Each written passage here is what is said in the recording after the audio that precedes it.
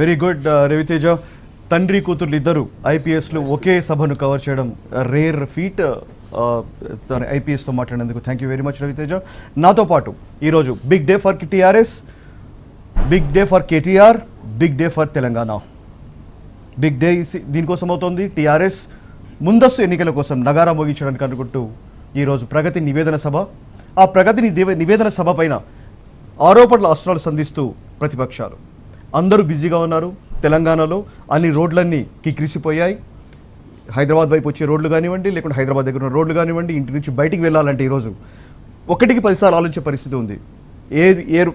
హైదరాబాద్ నుంచి ఎటువైపు వెళ్ళినా, ఏ 4 దిక్కులో వెళ్ళినా కానీ అన్ని రోడ్లలో టీఆర్ఎస్ శ్రేణులు ట్రాక్టర్లలో, బస్సుల్లో హైదరాబాద్ వైపు తరలి రావడంతో మొత్తం రోడ్లన్నీ ట్రాఫిక్ జామ్ అయ్యేటువంటి భయం ఏర్పడింది.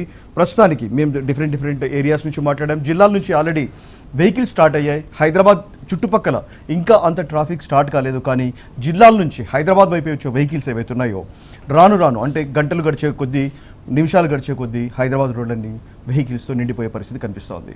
కొంగరకొలాన్లో నిన్నటి నుంచి హెచ్ఎంటీవీ ప్రతి క్షణం దీని కవరేజ్ కోసం అని చెప్పేసి మా ప్రతినిధులంతా రెడీగా ఉన్నారు.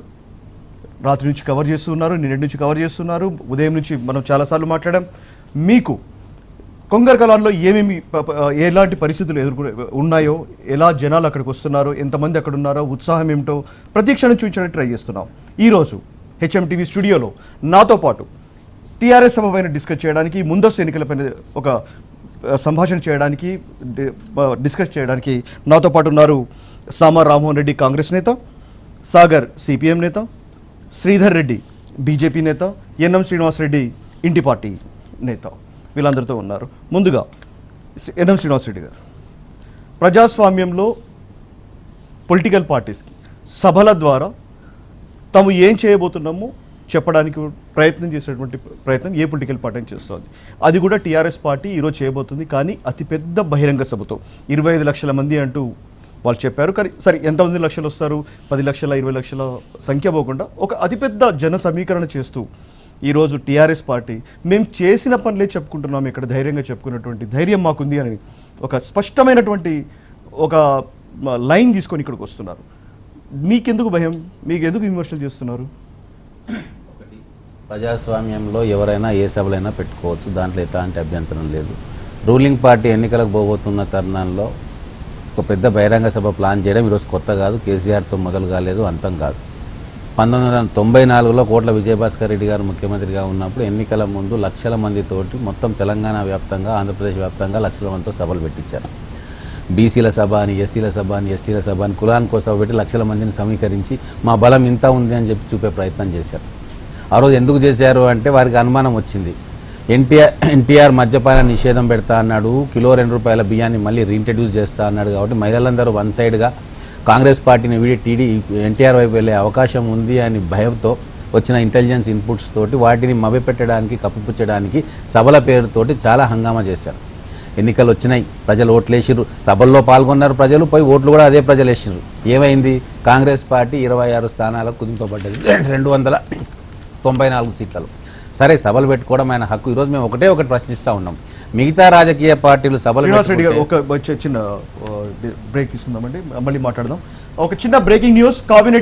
క్యాబినెట్ డిసిషన్స్ వచ్చాయి. తెలంగాణలో ఆత్మగౌరవ భవనాలకి ఆమోదం.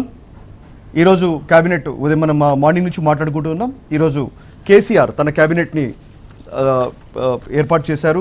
సాధారణంగా క్యాబినెట్ ఏర్పాటు చేసే ముందు నోట్స్ అంటే దాంట్లో ఉన్నటువంటి ఎజెండా అవన్నీ ముందుగా ఒక నోట్ అందరి గవర్నమెంట్ అఫీషియల్స్ కానివ్వండి, సెక్రటరీస్ కానివ్వండి, లేకుంటే మినిస్టర్స్ కానీ అందరికీ వెళ్తాయి. కానీ అలా కాకుండా ఈరోజు టేబుల్ అంశంగా అంటే క్యాబినెట్ మీటింగ్ స్టార్ట్ అయిన తర్వాతనే ఏ విషయాలు ఉంటాయనేది కేసీఆర్ మాత్రమే తెలిసే విధంగా ఈరోజు మీటింగ్ చాలా క్రూషియల్గా మీటింగ్గా ఉంది. ఆ క్రూషియల్ మీటింగ్ సంబంధించినటువంటి డిసిషన్స్ నా దగ్గర ఉన్నాయి.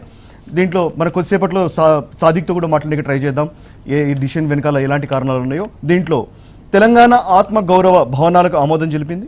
సంగారెడ్డి, మేడ్చల్, మల్కాజ్గిరి జిల్లాల్లో ఆత్మగౌరవ భవనాల నిర్మాణం. సంగారెడ్డి జిల్లాలో అరబిందో ఫార్మాకి భూమి కేటాయింపు.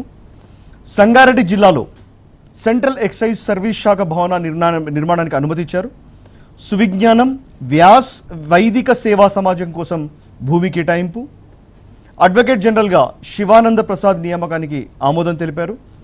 వివిధ బ్యాంకుల నుంచి రోడ్లు భవనాల శాఖ మరో 3,000 కోట్ల రుణం తీసుకునేందుకు ఆమోదం తెలిపారు. ఉద్యోగులు పింఛనర్లకు డిఏ ఆమోదం. వివిధ ప్రభుత్వ శాఖల్లో కొత్తగా పిఆర్ఓల నియామకానికి ఆమోదం. 10,000 కోట్ల రుణం తీసుకోవడానికి నీటి శాఖకి అనుమతి. ఇది ఈరోజు క్యాబినెట్ మీటింగ్లో తీసుకున్నటువంటి మెయిన్ ఇంపార్టెంట్ డిసిషన్స్. సాదిక్తో మాట్లాడడానికి మధ్య కొద్దిసేపట్లో మనం ప్రయత్నం చేద్దాం. అంతలోపల శ్రీనివాస్ రెడ్డి గారు. అయితే ఈరోజు ప్రతిపక్షంగా ఒక ప్రజాస్వామ్యవాదిగా మనం చెప్పేది ఒకటే ఒక విషయం, మీరు సభలు ఎన్నైనా పెట్టుకుంటున్నారు. ఎక్కడ సభ లేకుంటే ప్రగతి భవన్లో ఖాళీ స్థలంలో కులాల సభలు పెడతా ఉన్నారు. అందరికీ కార్మికులను ఉద్యోగస్తులను పిలుచుకొని అక్కడ సభ పెట్టుకుంటా ఉన్నారు, టీచర్లను పిలుచుకుంటా ఉన్నారు. మిగతా ఏ ప్రతిపక్షానికి ఏ ప్రజాస్వామ్య సంస్థకు ఎలాంటి హక్కు లేకుండా వాళ్ళు సభ పెట్టుకునే అవకాశమే హైదరాబాద్ నగరంలో లేకుండా చేసింది. ఔటర్ రింగ్ రోడ్ అవతల మీరు 50 కిలోమీటర్ల అవతల అడవుల్లో పెట్టుకోమని చెప్పి పోలీస్ శాఖ అనుమతి నిరాకరిస్తుంది. 100 సభలకు అనుమతి నిరాకరించింది. ఒక్క చట్టాన్ని అతిక్రమిస్తే ఆర్టీఐ అధికారులు మీద పడుతున్నారు, రెవెన్యూ అధికారులు మీద పడుతూ ఉన్నారు, అలాగే పోలీసు అధికారులు మీద పడుతూ ఉన్నారు. మరి ఈరోజు ఇన్ని వేల బస్సులు ప్రైవేట్ సంస్థలు ఇస్తూ ఉంటే మరి ఏ ఆర్టీఐ అధికారి కూడా ఎందుకు ముందుకు రావట్లేదు? అంటే చట్టం కేవలం రూలింగ్ పార్టీకేనా? అది చెప్పమనండి కేసీఆర్ను. నేను డిక్టేటర్గా నియంతగా ఉండదలుచుకున్నా, ఈ తెలంగాణ రాష్ట్రంలో నేను బంగారు తెలంగాణ అంటున్నా, మిగతా ఏ ప్రతిపక్షం కూడా ఉండడానికి వీళ్ళని చెప్పమనండి. పైకి ఏమో ఉదాత్తవాదిగా ఒక బ్రహ్మాండమైన మనస్తత్వం గలవాదిగా కేసీఆర్ తనను తాను బిల్డప్ చేసుకుంటూ చేసే చర్యలు ఎట్లా ఉన్నాయి? ఈరోజు మొత్తం కూడా ఎక్కడికక్కడ దిగ్బంధం చేసినారు. మీరు కొంగరకాలని వెళ్ళి చూడండి, ఆడ 2,000 ఎకరాలు చదువును చేసిండ్రు. రైతులను అడిగినరా? పక్కన ఎవరి భూమి ఉందని అడిగినరా? ఏమీ లేదు. డీజీపీ వచ్చి సభలో అక్కడే కూర్చొని భయభ్రాంతులను చేసి 100 మంది పోలీసులను మోహరిస్తే సామాన్య ప్రజలు ఏమంటారు? వద్దంటారా? వాళ్ళ హద్దులను జరిపేస్తూ ఉన్నారు. సరే, అవన్నీ పక్కన పెడతాం. ఈరోజు నేను ఒకటి కేసీఆర్ గారు ముందస్తు ఎన్నికలు రావడానికి కారణం ఏం చెప్పాలన్నా ప్రజలకు? ప్రతిదానికి గవర్నర్ దగ్గరికి పోయి సాష్టాంగ పడి తెలంగాణ ఆత్మగౌరవాన్ని రాజ్భవన్లో తాకట్టు పెట్టిన ఈయన ముందస్తు ఎన్నికలు ఇంత పెద్ద ఎత్తున ముందస్తు ఎన్నికలకు ముందుకు వస్తూ ఉంటే ఎందుకు నేను ముందస్తు ఎన్నికలు వస్తున్న ఒక్క మాటన చెప్పారా కేసీఆర్ గారు? అడిగే బాధ్యత ప్రతిపక్షాలకు ఉంది కదా, మీడియాకు కూడా ఉంది కదా, మరి ఎందుకు ఎవరు కూడా ఒక మాట మాట్లాడట్లేదు? ముందస్తు 6 నెలల్లో ఎన్నికలు పెట్టుకొని లోక్సభ ఎన్నికలతో పాటు శాసనసభ ఎన్నికలు ఇస్తే ప్రజలు నన్ను తిరస్కరిస్తారని రూఢి చేసుకున్న తర్వాతే కదా ఈరోజు ముందస్తు అన్నాడు.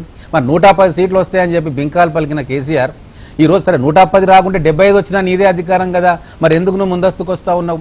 అదే కాకుండా పోయి ప్రధానమంత్రి దగ్గర సాష్టాంగ పడి మొత్తం తెలుగువాడి ఆత్మగౌరవాన్ని, తెలంగాణ ప్రజల ఆత్మగౌరవాన్ని అక్కడ ఢిల్లీ పీఠానికి తాకట్టు పెట్టి, ఇక్కడ గవర్నర్ పీఠానికి తాకట్టు పెట్టి, ఇక్కడ నేను ఏదో చేసినా నేను చెప్తా బ్రహ్మాండంగా 25 లక్షల మందిని నేను సభకు తరలిస్తా అంటే, తెలంగాణ ఉద్యమము ఇటువంటి సభలను ఎన్నో చూసింది.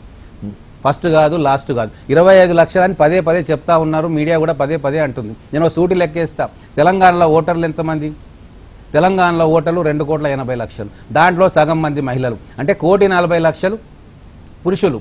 ఇంటికొకరు అంటే ఎన్ని కుటుంబాలు ఉన్నాయి తెలంగాణలో? 1,00,00,000 కుటుంబాలు ఉన్నాయి. అంటే ప్రతి కుటుంబం నుంచి ఒక మేజర్ ఒక్కడెళ్ళినా కూడా అంటే ప్రతి 4 ఇండ్లకి వెళ్ళి ఒకటి బయలుదేరాలి. ఈరోజు హైదరాబాద్ నగరం 1,00,00,000 జనాభాలో 25 లక్షల కుటుంబాలు, ఇక్కడ 30 లక్షల దాకా కుటుంబాలు ఉన్నాయి. మరి హైదరాబాద్ నగరం నుంచి ఎంతమంది బయలుదేరుతారు తెలియదా?